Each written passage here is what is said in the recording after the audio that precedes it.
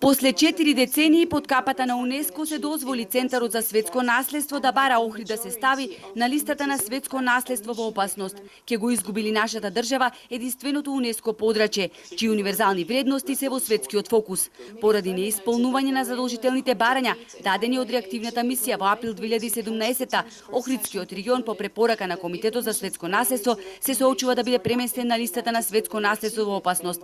На вчерашната попладневна дискусија во Баку, представници на советодавните тела на УНЕСКО ги образложија причините за ваквиот потек, ставајќи акцент на несоодветна градба, неконтролиран урбан развој, експлоатација на крајбрежето, нарушување и уништување на животната средина и зголемено загадување.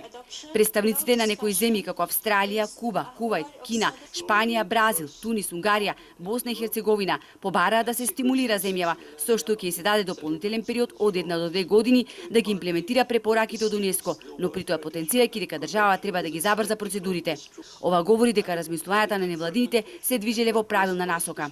Лобирањето тука ќе биде многу поголемо од албанска страна и од наша се разбира да се добие некакви политички третман или политичка одлука на тоа дека Албанија веќе првпат влегува и не е фер или не е можно да биде ставена одма на листа на загрозени подрачја.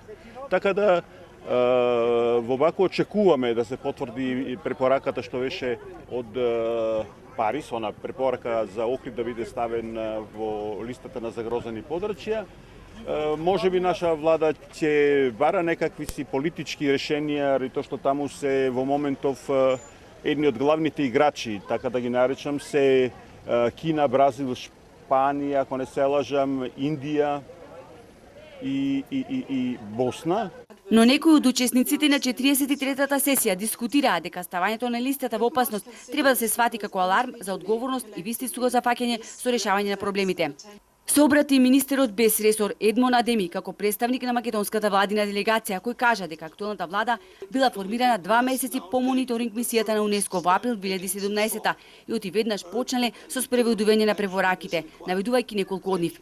Бидејќи се работи за специфичен случај, како што рече председавачот на комитетот доктор Албуфас Гараев, понатамошната дискусија за Охридскиот регион се одложува за денес. За тоа дали Охрид, кој е примен под УНЕСКО како 4-ти град по светот, ќе биде ставен на листата на загрозени подрачја, се очекува да се дискутира на попладневната сесија.